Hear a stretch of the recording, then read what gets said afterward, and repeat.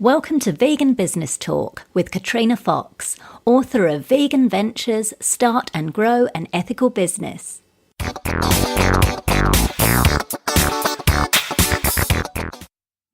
Hello and welcome to episode 99 of Vegan Business Talk. I'm Katrina Fox, journalist, author and PR consultant and founder of Vegan Business Media, a content, events and training platform providing PR and marketing strategies for vegan business owners and entrepreneurs. Now, before we get into the main part of the show, I wanted to let you know about my online PR course and group coaching program, Vegans in the Limelight. It's ideal for small business owners, including authors, artists and creatives on a budget who understand the value of getting yourself or your vegan brand featured regularly in the media but can't afford to spend thousands of dollars or pounds a month to hire a publicist or PR firm. With Vegans in the Limelight, you get access to online video training that takes you through every step of how to get media coverage that can help you generate more leads and sales, as well as grow your email list and social media following. So we cover how PR and social media work in tandem, how to research and target the media without spending a cent, how to find the stories in your vegan brand on a regular basis, how to approach journalists the right way with ideas and stories, that's a really important one, how and when to write a media release, how to create an online media room for your website without spending heaps of time or money, how to respond to journalists' call-outs or queries, which is the easiest and quickest way to get media coverage and free publicity, content marketing and PR, so how to create your own share-worthy stuff and leverage it to the max, writing and content creation tips for opinion pieces, listicles, features and columns, speaking gigs and PR, so how to leverage events to gain media coverage, and interview tips for print, online, radio and TV. Now, as well as the video training, which you go through at your own pace over 12 months, the program also includes a full 12 months of group coaching, including a monthly live Q&A call. You can also post your questions throughout the year on the learning platform, and you can post your pitches and media releases and get feedback from me before you send them to journalists. So you've basically got me holding your hand, helping you to do your own PR for a full year. It's a great value program, it's way more affordable than similar courses, and it's the only one that's specifically aimed at vegan and plant-based business owners, entrepreneurs, authors, coaches and creators. Current students have already got media coverage in mainstream and specialist newspapers, magazines, radio and TV shows, as well as blogs and podcasts. So if you'd like to get your vegan brand or yourself featured in the media but don't have the budget to hire a publicist or PR agency, then I highly recommend you check out this program. You get full and immediate access to the materials as soon as you enroll. You can find out all the details by going to veganbusinessmedia.com and clicking on the link for the program Vegans in the Limelight. And there's also a link on the show notes page. And if you have any questions about the program, including whether it's right for you, feel free to email me at katrina@veganbusinessmedia.com. Now for the main part of the show. In this episode, I interview Rebecca Mink, founder of vegan luxury shoe brand Mink Shoes in Los Angeles. Rebecca is a pioneer in this field as she started Mink Shoes way back in 2000 when there were few other players in the market. Working as a celebrity wardrobe stylist, she found it hard to find high-end vegan shoes for her clients, so she decided to create her own. She was initially turned down by 16 factories in Italy until one finally agreed to take up the challenge of making luxury vegan shoes, for which Rebecca had to create her own animal-free glue. 18 years later, she's now a part owner of this female-run factory, which also makes shoes for the likes of Chanel, Christian Louboutin, Jimmy Choo, Dolce & Gabbana and Gucci. Mink's speciality is making custom shoes, and the company's clients include celebrities such as Pamela Anderson, Alicia Silverstone, and Natalie Portman, as well as Miley Cyrus, who approached the brand when she turned vegan to ask Rebecca to make animal-free versions of her favourite shoes and boots. In addition to creating her own range, Rebecca also partners with other vegan shoe brands to help them bring their products to market. This includes the upcoming line from Kat Von D later this year. Rebecca continued to work as a wardrobe stylist while running Mink Shoes until just 2 years ago when she started working in the business full-time. She's grown the company to increase sales tenfold over the past decade and up to the number of staff from 3 to more than 50. In this interview, Rebecca talks about how she dealt with rejection from 16 factories when she started out, how she managed to get her shoes into Zappos despite being told her appointment with the buyer was cancelled and being asked to leave the premises, why she decided to focus on selling her shoes online and direct to customers, how a collaboration with a cosmetics firm resulted in a win for both brands, why she waited until recently to seek outside investment in the company, the benefits of private label collaborations, and much more. Here's the interview with Rebecca Mink from Mink Shoes. Hello, Rebecca. Thank you very much for joining me today. Thank you so much for having me. I'm very excited, and this is another podcast interview that I'm doing while I'm traveling, and I'm on location this time in Los Angeles at a very stunning office space in LA, and I've had a chance to have a look at Rebecca's shoes, and I've touched them, and everybody who knows me knows I like my bling, and I'm sitting here right now with a beautiful gold glittery shoe that I'm looking at while I'm doing this interview, so I'm very happy. And we've also got joining us little Monkey, who is Rebecca's dog. Hello, cutie pie. He travels all around the world. How wonderful. Part shoemaker. Yeah. Definitely. Wonderful. So really excited to speak with you, Rebecca. Love your brand, and you've been going for a long time now. We're going to talk about some of the growth that you've experienced and some of the exciting things that are happening in the luxury shoe market, vegan shoe market. But first of all, I want to kick off with something I ask everybody, which is the why. Why vegan entrepreneurs start their businesses. So tell us about your why. Well, when I was 4 years old, I stopped eating meat. I went to a birthday party, and this little boy told me that hot dogs were made out of dogs. And I then became very conscious of what I was eating. I started dissecting what I was eating, and I was on the path, and I was never going to eat meat again.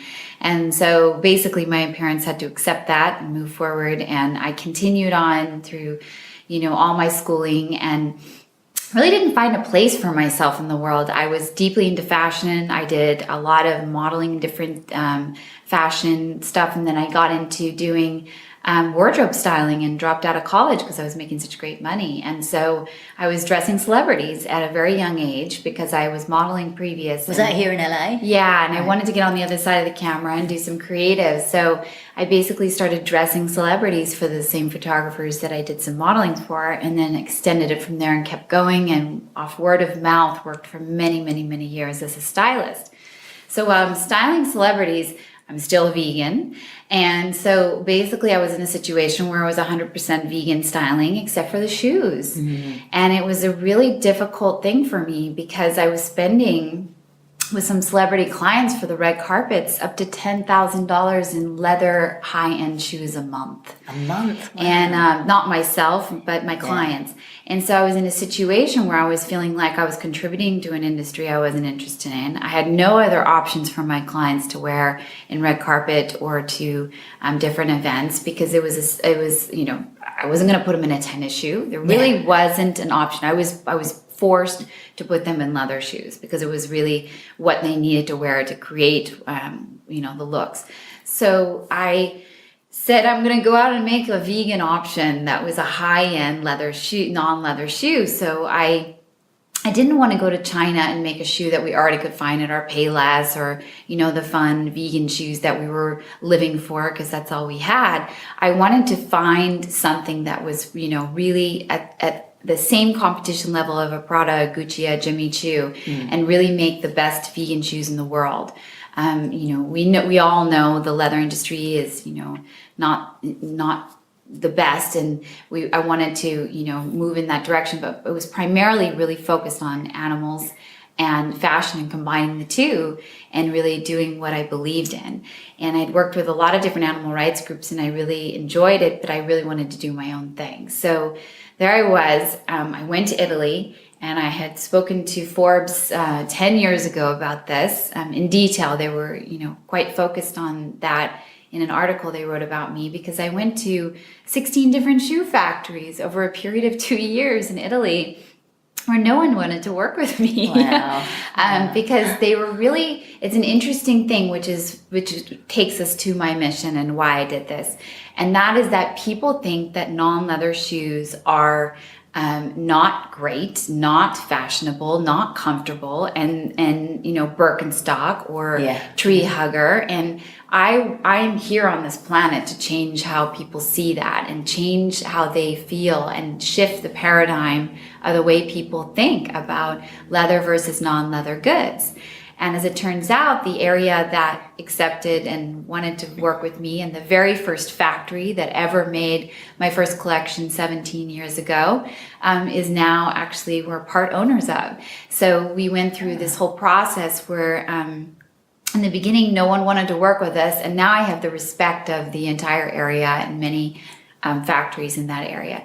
But when I did move into the direction of doing the vegan shoes, there was a multitude of problems along the way, but I definitely knew that I was on the right path to creating a beautiful option on the shelf that people could have as an alternative to the high-end goods. I like that. Now, you touched on that, which is what I wanted to ask you, is in the beginning, what were some of your challenges? So I guess your one key challenge was that was the very first, and you would think most people would give up, and then there was a multitude of challenges.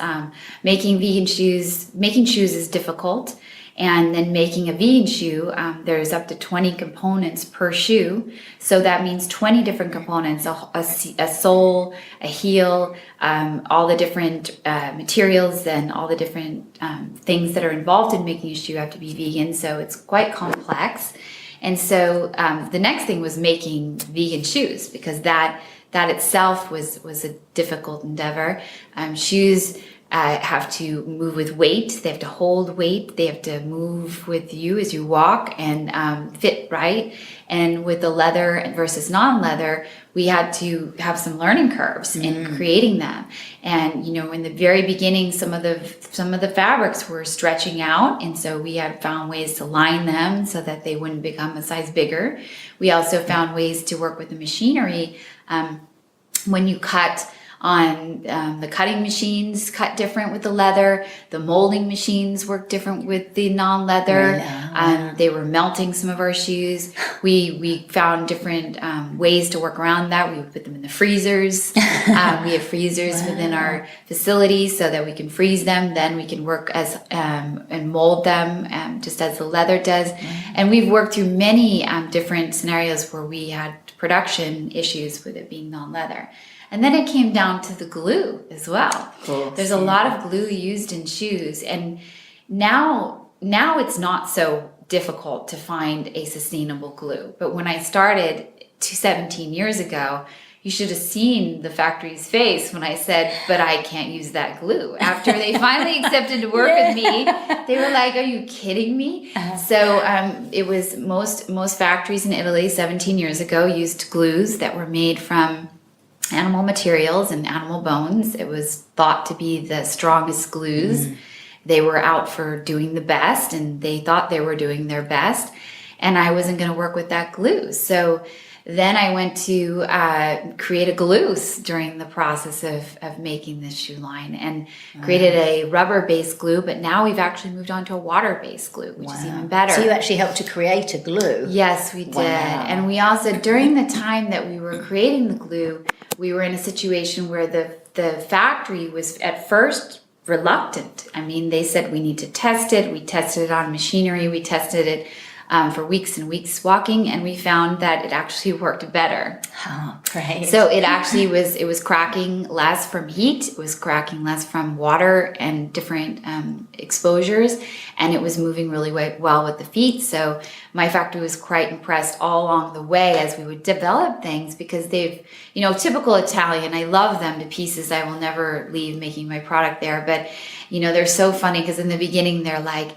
no problem. And then halfway through they're like, it's impossible. We can't do this. This is like this no leather thing. And then by the time they get to the end, they hold it up high and they show me what they've done. And they're like, look, we made a vegan shoe, and it is incredible. And they're so proud. So they've really changed a lot.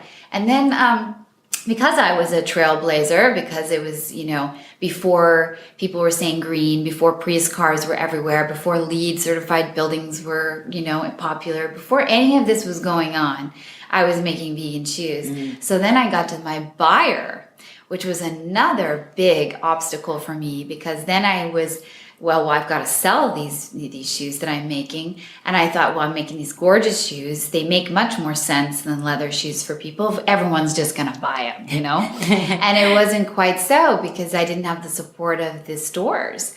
So then I found that barrier was another difficult one to cross, which is quite unusual, because now, for me, people are begging to get our shoes. So it's pretty much done a 360 from where I started. And how did you get over that challenge of the buyers then? Because I know I've heard that before, like even nowadays, certain buyers, they still perceive non-leather shoes to be somehow not luxurious enough. Yeah. So how did you get over that barrier way back then? Well, my father calls me a piranha, and there's a reason for it. And once I locked my jaws on an idea of what I wanted to do, and I personally think now, because I've gone through almost 2 decades. In the beginning, the first decade, I would say my thought process was that working with wholesale and getting volume and working with these stores was the key to success, was the end all, what I was going for, what I needed to succeed. I was like thinking in more of an old school mentality. So what I did during that time was I just met with them every single season. So I met with Zappos up to 8 times before they bought the shoes. Wow. And the way that I got them to buy it in the end was quite an incredible experience, because I was in the office for the 8th time and I had driven down to Las Vegas where they're based, and I had put the suitcases in my car because I was afraid to fly with my one-of-a-kind originals. I drive all the way to Las Vegas, and I was sitting in their offices, and they didn't understand that there was a vegan market. They were looking at their analytics, they were curious, they were into it. And so I basically said to them, look, I already knew this by going on their site, that if, Zappos was the biggest seller of shoes, at the time in the world. I'm not quite sure where they are now, but, and online sales, were so big at that time. And I basically said, I'm going to go after ourselves the most shoes in the world, because I'm making vegan shoes for the world and I want to get it out there. So I went after them, and we got notice. We got our appointment. We're sitting there, and they came in. They said, we need to cancel the appointment. Everybody's really busy on my 8th appointment. And I said, I'm not leaving this building until I meet with the people that I'm here to meet with. I mean, you have to be like that to get through in business. And so I basically sat there, and within 10 minutes, they all came in and they were looking at the shoes. And I said, look, I want to show you guys something. And I pulled out my computer and I went on to Zappos.com, and I said, look, let's look up vegan shoes and see what you have. And so if you search vegan shoes in general, they bought the words. So they come up first, right? And then I said, let's see what you guys have to sell. And so then went in there and I saw all their gardening clogs and all their ugly vegan shoes they had at the time that they just so happened to be vegan. And then I said, look, why don't you look at how many people opt out on your analytics after they see these ugly shoes, and then give me a call. Because I was getting to the point where I was like, you know what, I've got something and you need to recognize it. So then on the Monday morning, they called and they bought 18 styles. Oh, wow. So I thought, amazing, my life is saved. Mink is on its way. We're doing great. And I had done my homework. I had set it up so that I would get some financing to be able to deal with that. But it was really quite difficult because then you turn around and these big guys, they pay 90 days after you deliver. It's very difficult for you to get past that. So what I did in the meantime is I found alternative ways to sell shoes because this was too much work. By the time I would sell to them, go to Italy, live there for 3 months to make sure we deliver on time, get everything done, get the money back, pay back everybody, I'd be like, wait a second. I was like, this isn't how I want to do this. I want to be in touch with my customer. I want to be connected with vegan people around the world that were writing to me from Greece, from, West Virginia, from, anywhere that, Honolulu, and they were writing from all over. And I'm like, I want to reach them myself. So we started doing some crowdfunds. And those were quite fun to get past the, working with the buyers. But as we would go through the crowdfunds, we had some fun, and I can talk more about them if you're interested. But we ended up bypassing that and finding that we had a direct-to-consumer market, which definitely is the way to sell items today. There's a much higher profit, and on top of that, you really get connected to your clientele. So, and then we found that our products sold worldwide, and we had a market worldwide that was looking for us and found us.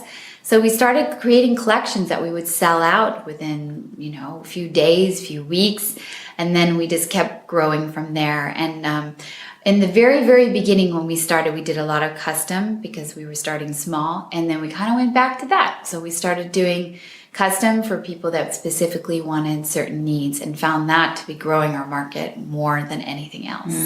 So that's interesting. So there's a couple of things there. So when you said you did the crowdfund, so had you already got an audience, or people, followers, or people already interested? The crowdfund is like some sort of it's not really fair in a way because you think, oh, this is so great. I'm going to go on this crowdfund and everyone's going to come buy my shoes just like I've seen.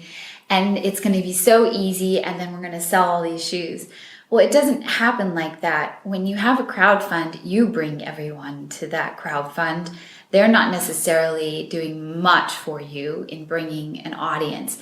So when I did my first crowdfund, I realized that basically it was my job to tell everyone I've ever met in my entire life that I was doing a crowdfund. And what year was this roughly, Rebecca? I can check it when the first one is. I'll have to check on the exact date, but we went through two different ones. We did one for 11,000 and one for 17,000. And the second one we did with Mercy for Animals. Oh, nice. So we gave to charity with Mercy for Animals through that one, which was fun because then we could have two fan bases coming together and kind of supporting the vegan shoe market. Got it. That was really fun. And I like what you said as well. I think that's really interesting for people to hear about. Like you said, that kind of old school mentality is right. Yes, we want to get the shoes in all the stores and do that wholesaler thing and have them everywhere. But that's not necessarily the key to success. It's a way of doing business, but it's not necessarily the way. So you found very much. So with online, do you find then, so obviously online is a big market, but I guess for me, like thinking with my consumer hat on, I'm kind of worried if I buy a pair of shoes online that they're going to arrive, they're not going to fit me. And most times I've got to pay to send them back. So I'm kind of curious, how do you sort of get over that? Or is that just a small market of people like me that are like... No, it's true. It's true because I have a difficult time myself, even as a shoemaker, thinking, oh, is this shoe going to fit when I buy it online? Not that I buy anything because I have you've got your own. I don't wear anything but Mink, but I can feel that would be interesting. I definitely think that we found the solution to that. In doing the custom, what we found is that people want to try on, or we want them to try on before we create a custom shoe for them to get the fit right. And what we're starting to do is create these boutiques that will grow all around the world. So we have, we're starting out in Venice Beach, California, which is where our homeland is. And where we are right where now. We're based, And there's a store here called Vegan Scene. We're going to put an array of each size in there. So that's for some local people can go try it on there and order their custom shoe through there. Cool. We also have an amazing opportunity coming up. Fred Siegel opened a new location up on Sunset Boulevard, and their whole entire business model is very much structured after this. I'm sure that the stores these days are having a hard time coming up with the overhead to buy the product. So this is a really great new way of making shoes, where we are creating a boutique in February with Fred Siegel. And this boutique is going to be kind of primarily focused around promoting wedding and custom shoes for weddings in the beginning. And we're basically able to have people come and try on the shoes there. Another thing that's interesting about Mink is that we have a very, very low return rate due to size. So we sell, let's say, 100 shoes, and we might even see only maybe 3 people returning the shoes for size. And that's just a quick, size exchange or something. But that doesn't seem to be a problem for us, because we spend so much time on the fit. And so we really also like to be available for customer service to help people come up with the right, fit for their shoe. We like to ask them what they wear in other designers, like Jimmy Choo or other high-end designers, which fall in our category. That's important because it's size different than maybe a shoe that would be made in China. So we try to help people out and make sure that doesn't sway them away. But we do have a program that we're thinking of implementing to kind of help that out, of even possibly sending people 2 different sizes in a shoe so they can try it on before they make the custom. So they can try on a left size 37.5 and a right size 7, and we're going to be able to give them the right option for them as well that way. Got it. And that's for basically people who want the custom shoes. So tell us a bit about your business model, because you have the custom shoe where you make custom shoes for people, including celebrities, and we'll talk about that in a minute. But then also you've got another model where people can buy online and they can kind of customize parts of the shoe. So tell us a bit about the 2 different models and why you choose to do both. Yeah, we're excited to have 2 different price points, because to be totally honest, while I've been building Mink, I wouldn't go, out and buy $1,000 shoe. So the custom can be quite expensive. And we didn't want to cut people off that are really wanting to have a high quality shoe, but we're never going to be an inexpensive shoe. I tried that for a multitude of years, where I thought, I'm going to get the price down as low as I can so I can compete with China. But I'm never going to be able to make a $7 shoe. Yeah. So I will always be the most expensive cheap shoe. So I'm not interested in that. Besides, the quality is so important to us that we have the repeat customer. So they come back and repeat over and over, and we have 100% return purchase on our customers. So all that being said, we end up in a situation where we have a fit that it kind of works for people, but we also have a shoe that people can get all different places all over, so it's kind of we really have a market that we want to offer people a shoe that's $125 up to $300, which they might need to save up for anyway. That's not a cheap shoe, but they can go out and they can find that they can get that shoe and they can wear it to work for years to come, and really invest in a really awesome vegan shoe. And then we have customers that want to get the crazy, shoe. We've made shoes for celebrities that have been insane, and the prices have gotten quite crazy, only to pay our clients, our team, to make such unusual pieces for them. And the custom one of a kind is our core and heart, because that's really what we're about, which is making vegan shoe dreams come true. And then we wanted to offer the other price point so that it's available to people. So if they want to go into that price point, save up for it.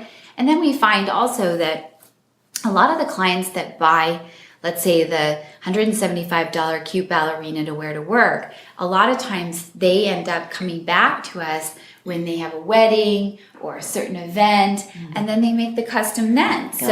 We find we have clients as well that are into both price points, and then clients that stay in the one price point, and then clients that stay in the high-end price point. And are they, majority of them, vegan, or are they just kind of just love your shoes? It's quite interesting. Yeah, we have about a 60% vegan, 40% non-vegan, I would say. We're definitely leaning on the direction of having more of a vegan clientele that's seeking out the custom and seeking out the product of a high-end vegan shoe. But we found that because it's such a beautiful product, because we're making our shoes side by side next to Jimmy Choo, Christian Louboutin, Chanel, we know that our shoe stands alone. So we always have the connotation with the vegan word, the vegan, it's vegan is a bad word sometimes, and people think that maybe the product isn't that great, but we've gone through the phases where in the beginning I was real militant. I'm like, it's a vegan, everybody needs to know it. And then I was like, well, let me see if people just like it for the shoe that it is. And that happened too. So we bounce back and forth with that. Cool. And how much do you use the word vegan in your branding and marketing? We're not afraid of it. We like it. I'm trying to grow it. I'm trying to shift the paradigm of the way people think. So I'm definitely all about using the word vegan. I'm not such a big fan of like the plant-based hop around the real vegan word kind of thing,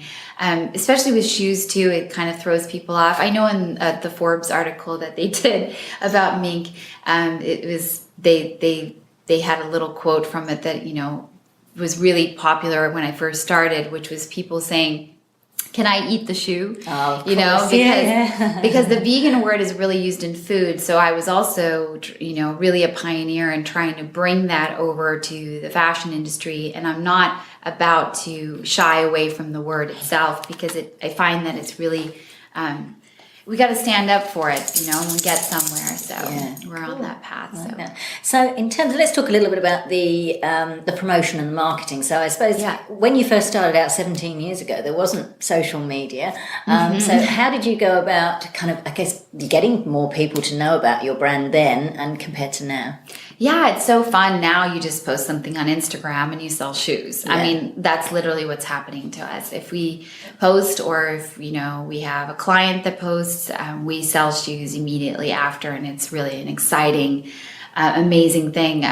I met people through Facebook and Instagram that have become clients for life, and just social media. So yes, it's amazing today. And I'm a big fan of social media. It's such a great way to have power to reach the world and show them your product.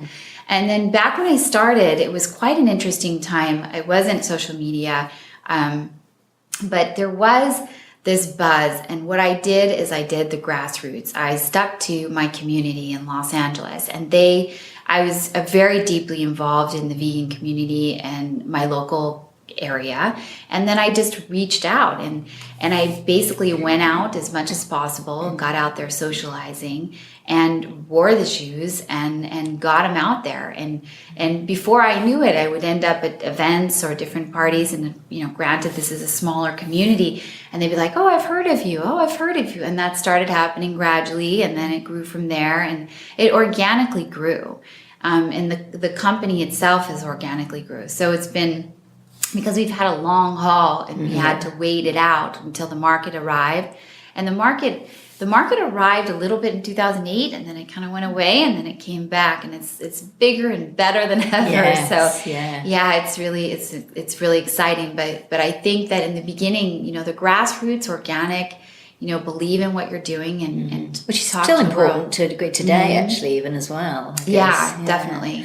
So in terms of so you've had a background in celebrity styling, so I'm guessing you have access to celebrities, because I'm curious, you do shoes for Miley Cyrus, there's some other celebrities you can perhaps name, feel free to name drop. How does that come about? Well, they find us, which is the most exciting part of all, that we have a product that people are looking for, that there is basically Miley Cyrus, for example, her stylist found us. She was looking, Miley decided, Miley's a real vegan, and she just, I'm not going to wear leather shoes if I'm vegan. And so she took piles and piles and years of beautiful shoes that she had from all the best designers, and she gave them to us. And she said, I want to make these non-leather. Nice. And so we basically helped her develop out shoes that she liked, different styles or different shapes. And we helped her develop out some vegan options for herself. And then it just spirals from there from each client. Then they can't live without their minks. And so we've worked with a multitude of different celebrities, and we're really excited about working with Kat Von D, which is really a fun project. And because she's bringing out a shoe brand, isn't she? Yes, she is. In conjunction with Mink. Well, it was really important to her to start her own vegan shoe brand. Right. That was very important for Kat Von D because she's the most amazing, the hardworking, visionary vegan, and she really had the idea to do her vegan shoe line and worked for 2 years meeting with different people over the years and didn't find Mink and heard about Mink towards the end of her journey and the 2 years of searching for the perfect vegan shoemaker for her brand. And we met and we were the perfect match because her taste is so amazing and she has such unusual, unique ideas, and we do that. We do really amazing, highly specialized shoes.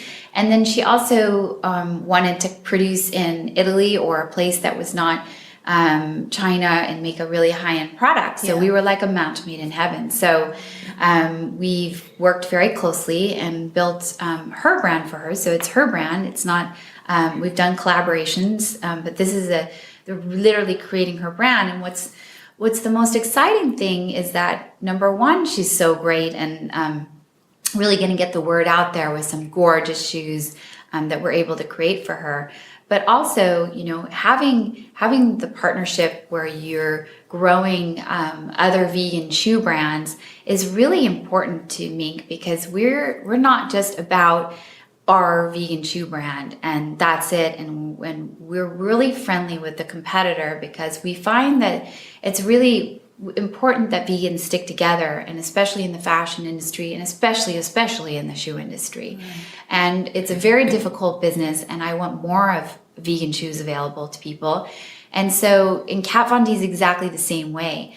She wants to share what she has to offer. So we're creating a brand that she's launching in the new year for herself, and Mink's kind of the brand behind the brand. And what people don't realize is that, let's say like Calvin Klein or a different designer that you might think of, they don't have a shoe department within that company. They hire like a licensing company that makes their shoes for them. Right. So there's a company that makes shoes for different brands. This is a big part of the shoe industry, and the footwear industry itself runs off of this, which makes large conglomerate companies very powerful, and they are all leather.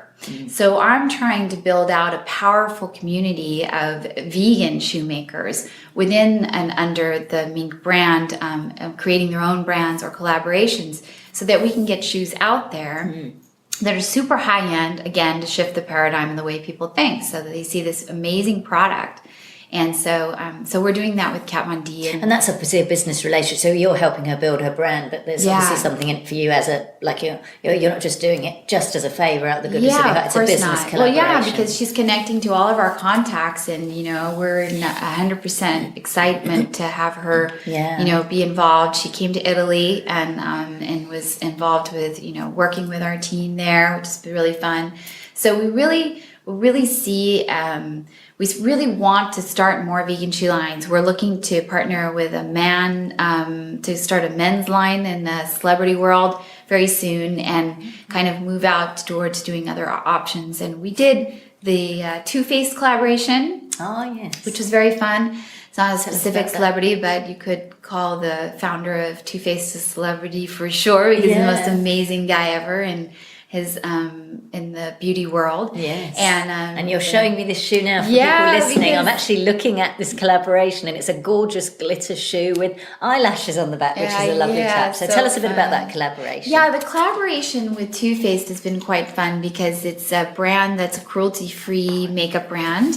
And they wanted to create a shoe kind of as an excitement for their clientele to play fun, have a pop-up as a product that kind of matched one of their products that they have, a mascara called Better Than Sex. Yeah. We wrote that on the bottom of the shoe. We have all this glitter and all this greatness. And this was a collaboration. So it was Too Faced with Mink. So the brand is literally Mink brand for Too Faced. Nice. And this is a different way for shoe industry to expand in the vegan world.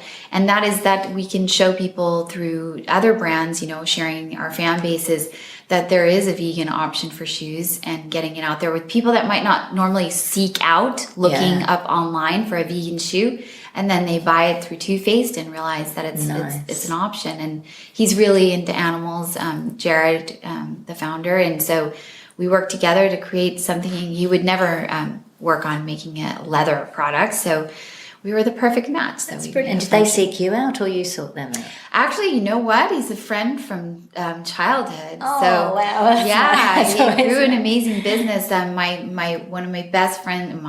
of my best friend I grew up with in childhood.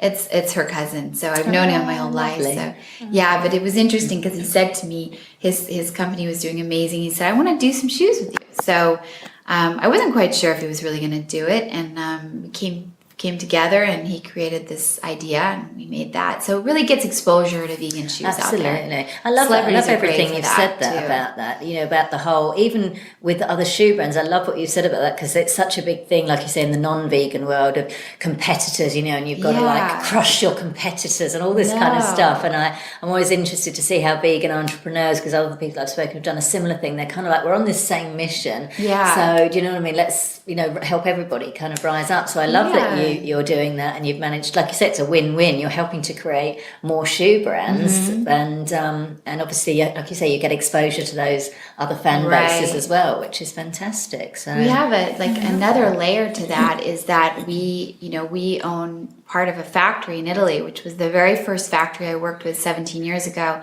which in my opinion, and I have a pretty good opinion after almost 20 years, it's the best shoe factory I've ever seen in my life, and it runs like clockwork in Italy, which is unusual. It's female run, and it's run by a woman named Mara, it's female. Oh, female run. Oh, lovely. So, and her daughter, who's 23, who's learned the business. So, I think that has something to do with the amazingness. But also, we in that factory make Gucci, we make Chanel, we make Christian Louboutin, we make Dolce & Gabbana. Oh, wow. These are shoe brands that are not making vegan shoes. Sure. We all know that. But what we are intent and why we're going into factory ownership is a couple of reasons. A couple of reasons. Well, there's quite a few reasons. Number one is that this opportunity never, ever, ever, ever, ever comes around, that you would be able to buy a portion of one of the best Italian shoe factories in the world. Yeah. And that right there is ridiculous. Like, you wouldn't think a girl that, grew up in California would go buy a portion of a vegan shoe a factory in Italy that, was making her vegan shoes, but it's because of the relationship.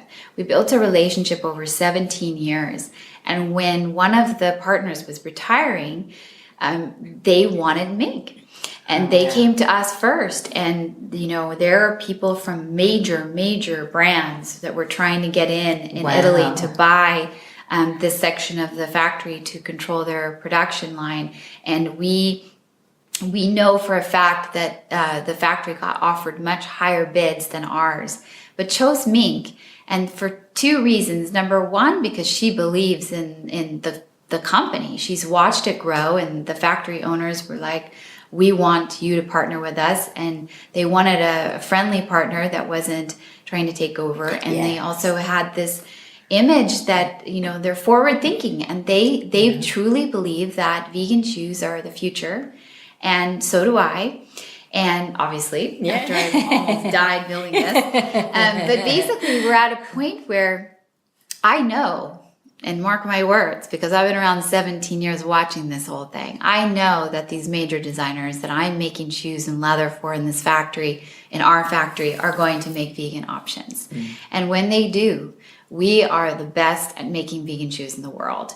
And our factory knows how to make the shoes to perfection. And this is what a large brand is going to ask for. So we are going to be producing their vegan shoes when they do them, because they will, and we will be able to turn our factory into 100% vegan factory. Wonderful! You're so pioneering. I love that you were pioneering back then, and now you're getting yourself all ready to veganize the shoe market. I love it. And when when we would go to our factory, they love us to pieces. They adore the brand, but when we go in there and they're producing 80,000 Chanel ballerinas, we kind of took the second row and we had to go after the 80,000 Chanel ballerinas.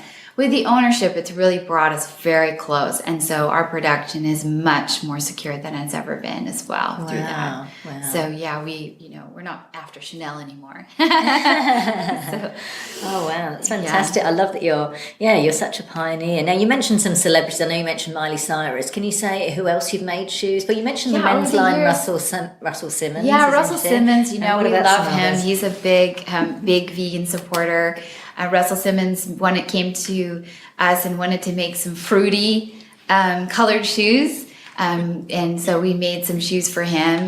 Were made out of a recycled plastic ultra suede, which were really great, and poppy colors like orange and blue and purple. And we've also made shoes for all like back in the very beginning. We made shoes for Natalie Portman when she was, the only and one of the, first people talking about it. Yeah. Alicia Silverstone back in the day, remember? She was one of the first wearing Mink shoes. Pamela Anderson. Nice, yeah. Who I adore. And she's a close friend. I styled her for many, many years as well. Yeah. So we had a lot of fun. And I created my very first collection she wore, and we just sent her some new shoes, and she's in love with them. So she's really, really great. She's really the real deal. We like celebrity clientele that are kind of the real deal and really vegan. But we also have people writing to us more recently, like Kristen Bell doesn't want to wear leather shoes anymore. And, we've got celebrities pretty much weekly coming to us wanting to make vegan shoes. That's brilliant. So that's pretty exciting for the vegan industry, because people won't be afraid of this word very much longer if we keep this up and get it out there. It's like you say, it's associating it with, like you say, not necessarily. There's nothing wrong with if you like Birkenstocks and you like sandals made from hemp, that's all fine. But it's not the only thing. We've got to overcome lots of these stereotypes. There's another example of how people find us celebrity-wise, like the magazines that are doing these high-profile cover shoots. They'll be in a position where, let's say Miley Cyrus showed up, this is a real example, showed up to, she was going to do a Cosmopolitan cover, right? And Cosmopolitan finds out that she won't wear any leather shoes. Mm-hmm. And so what's Cosmopolitan going to do? They're going to go get some, cheap shoes and put them on the cover of their magazine? No. So they contacted us, Cosmopolitan magazine, and had us do some custom shoes for the cover. And they had these ideas to do all these pink shoes. So we quickly made in 3 weeks pink shoes for Miley Cyrus for Cosmopolitan. And that's kind of what we do. But we also find that when these celebrities are going out in the world and they're refusing to wear leather shoes, their stylists and the editors of magazines and the costume designers of movies, they're having to come to us and make these shoes so that there's the high end or the specific thing they're looking for in a vegan option. We can do that for them. Right. So. And you've made shoes for movies as well, Anne? Yeah, we have. We've done shoes because in my styling background, I worked in movies, I worked in styling shoots, so I was familiar with all of the different categories that you can, enter, where you could do the red carpet, you could do personal shoes for them. We can do shoes that might be specific to an advertisement that they are doing, that we can do vegan for them. Or, we can make any shoe in the world in Italy. So any movies you can name that you've not specifically, no, because we just make shoes like let's say they're a nurse and we make a nurse shoe. So it's like we've made random shoes for different movies and all different types. So. Right. Okay. So what about in terms of the growth of Mink? So you've been going 17 years. What can you say in terms of even just ballpark figures, whether that like the percentage of growth in terms of turnover, etc., and the number of shoes that you're making, just so we can get an idea of where you've started to where you are now? It's really incredible, really incredible movement for us. We started making maybe, let's say, back in the day we were making hundreds of shoes. Let's just say right now we're making thousands of shoes at a time. So our factory can make 11,000 shoes a month, about 400 to 500 shoes a day. So we basically have the ability to do very, very high volume, which is what we've jumped into now.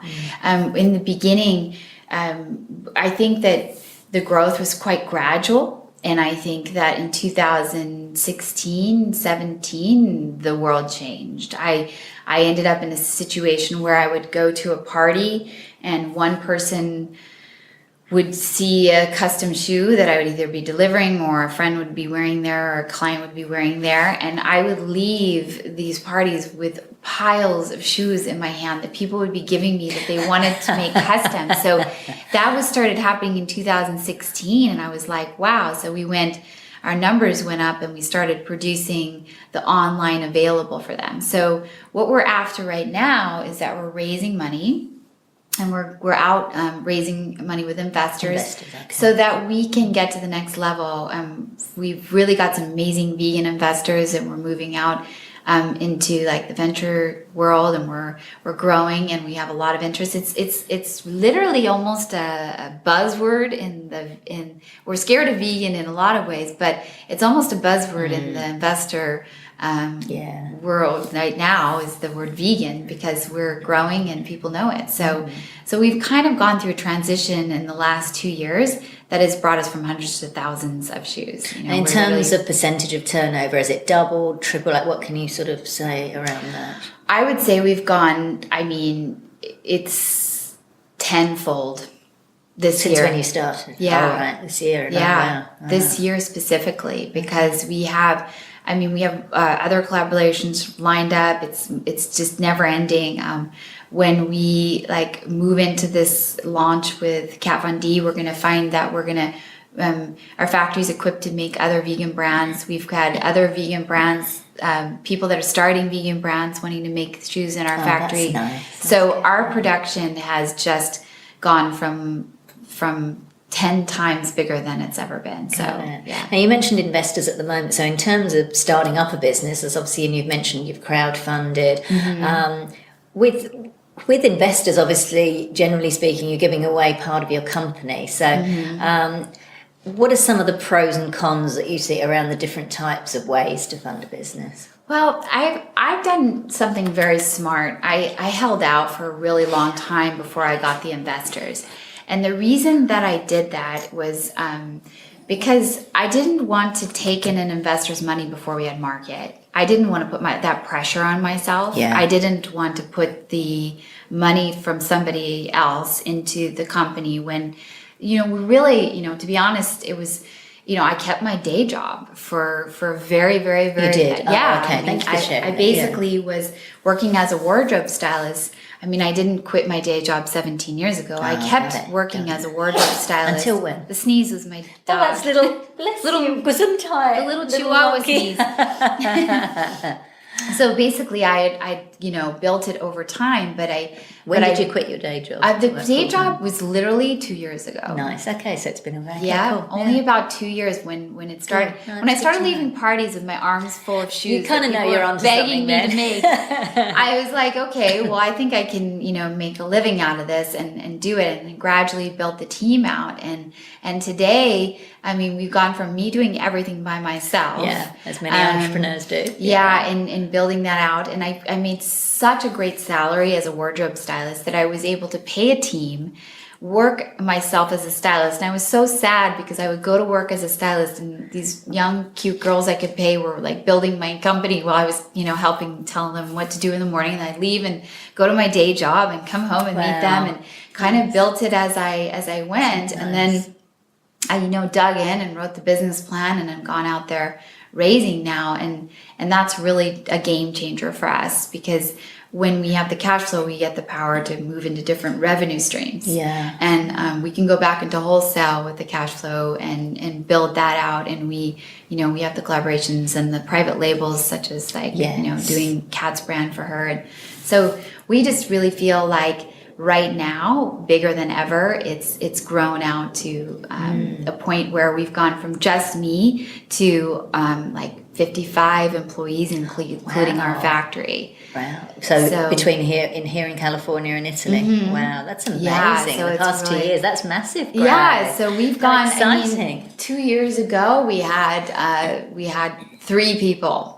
And now we have 55. So that really kind of gives you an idea of what's going on in the world. So. I like the fact that you said that you waited before getting investment, because I think that's interesting, because often brands that are starting up, they're kind of like, like within a year, they're like, oh, give me, I want money now straight away to build it. So I like the fact that can you just talk a little bit more about that, why you decided to It's personality. I'm like a high integrity person, and I just really wanted, and I'm a really hard worker. And so I knew I could build it myself to a certain point. But one of the things that's really interesting is that when you start a company, one thing you better have is passion. And I don't mean just like, oh yeah, I like pretty shoes. I didn't do this for pretty shoes. Yeah. I did this for the animals, and I did this for the environment, and I did this for bigger things than myself. So if I would have woke up every day and had the struggles I had to build this out all by myself, especially in the beginning, and get to this point, I had a vision. I had a vision of building a brand that was just like a brand on Rodeo Drive, just like the high-end brands, but it was vegan. And so I kept hold of that vision, and I kept going forward. But if you don't have serious, ridiculous, undeniably off the charts like passion for what you're doing, you're going to give up, because along the way it is so hard and you get punched so many times. And I mean, there was scenarios where I would take all the last money I had and buy a ticket to New York, and Bloomingdale's wanted to see us one more time to see the shoes, and I go into my Bloomingdale's meeting, I'm like, this is it, this is going to be it, we're going to sell here. And then show the shoes and be like, they're amazing, they're beautiful, we love them. And then I'd leave with no sale. I went to Barney's and the buyer bought a pair of shoes, but she wasn't able to buy them for them at that time because nobody was understanding the vegan. So going through those type of things, you better be pretty strong. So I decided to build it myself to a certain point. And then when I saw the traction happening last year for us, 2017, we went out of the gate raising a very small amount, and it was quite incredible what I could do with it, because I had really a lot of experience about how to make shoes in the shoe industry. So instead of taking people's money and losing it, I'm in a position where I know you shouldn't stock a whole bunch of shoes because you're going to get left with sizes. I know you shouldn't work with, vendors that component factories or different things that you're not familiar with. So you might have some problems. I've made all the mistakes. Is basically what I would tell a new investor today. I've made all the mistakes, and I'm in a position of power where I know how to make money out of shoes. I know how to make vegan shoes. I have a factory to make them. And then on top of that, I welcome other brands, That's so brilliant. It's going to grow. I love that. It's a whole new model of business, which I really love. So I think fun. Fantastic. So I guess my last question really, Wynn, will be, what's your long-term vision for yourself and the Mink Shoes brand? Well, for the Mink Shoes brand, it's a lifestyle brand. So we're really excited to grow out, and that's really what the investors are going to help us with in the future. Basically, I was walking in Florence and kind of, really came to in this last trip, that I just took, because I've known all along it's a lifestyle brand. I've always said, like I just said previous, that it's a Rodeo Drive brand. It's a high-end brand, and then we can always go down from there. We wanted to create the highest quality. But I think the most important thing to really realize is that when you're building a brand, you have to, I guess you really have to know what you're doing. And I think that we got to the point where we really kind of clued in to the right things to do. So I think that building a lifestyle brand is the vision, but we're starting to implement that. So we're starting to make belts. We're starting to make bags. We're starting to make men's shoes. We're starting to make wallets, which we've already made. We've made wallets before. So we, in Florence, Italy, is where all of the highest and best leather goods are created. So we're starting with that, which is basically anything that's made leather, we can make it better without leather. Is that where your factory's based, in Florence? Yeah, outside of Florence. It's about an hour part of outside of Italy. Florence. Yeah. So it's a really pretty area.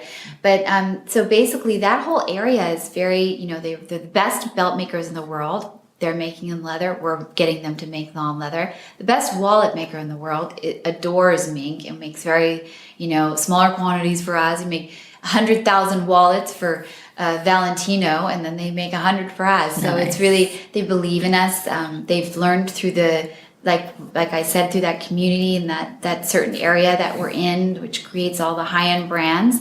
We've really found a niche for ourselves where they believe in us. And so we have a bag maker that we're working with now too. Nice. I melt the belt maker that I've known for probably about 12 years. We're going to start making belts with him now.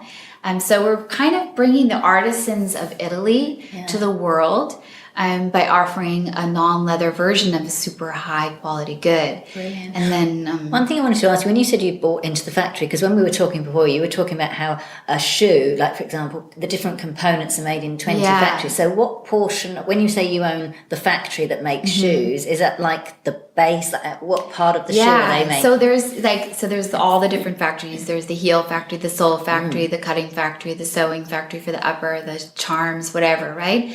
But we own the factory that puts it all together. So basically, the factory. Got it. So you've got your heel factory, and then the heel factory sends it to my factory. Your factory, I see. So we in that factory is where the magic happens. Right. It's where the mold for the shoe is, where it's perfected, and where they test the shoe for fit. Where they put the whole shoe together, where they mount the shoe and put the heels on, put the insoles on, put the the upper of a shoe is sewn on a sewing machine and then placed on the sole. But when you put it on the sole, it's not just a sole. There's a thing called an insole structure, which is making the shape of the shoe. It's not just slapping it on the sole, right? So there's an insole structure. So all of those companies that make all of those goods send them to our main hub, which is why, for us, investing in that was such a smart, great idea for the future. Wonderful. How exciting. It's been very exciting. I've never been more excited. I've never been more busy. And I can imagine. I'm really excited for vegan shoes because I think that finally people get what we're up to and the world is ready, and it's a pretty exciting time for vegan fashion in general. It absolutely is. It's been a pleasure speaking with you, Thanks Rebecca. so much. Particularly, as I say, I've been doing it whilst watching these fabulous glitzy shoes, and I love where you're going. And like you say, vegan fashion shoes in general. It's very exciting time. Thank you for joining me. I'm glad I didn't give up. I'm glad you didn't either, and lots of animals and vegans are glad you didn't give up either. Exactly. Awesome. Thanks, Rebecca. Thanks so much. So that was Rebecca Mink from Mink Shoes. You can find out more at minkshoes.com. And that link is on the show notes page at veganbusinessmedia.com/podcasts and going to episode 99. Now for our vegan business news roundup. A 21-year-old entrepreneur and animal rights activist has scaled up his plant-based milk business in India after receiving $400,000 in seed funding from an angel investor in the US. Abhay Rangan started Veganiki 18 months ago with his mother in their home kitchen. The engineering student travelled 500 kilometres each week on his moped, delivering almond and coconut milk in Bangalore in southern India. Now, because the products weren't shelf-stable, they'd often spoil before reaching customers. Abhay persevered and eventually built up enough customers to be able to outsource production and make the good milk products shelf-stable. Fellow animal rights activist Stephen Sturdivant from Dallas, Texas, provided the investment which will be used to buy new machinery and raise the brand's profile.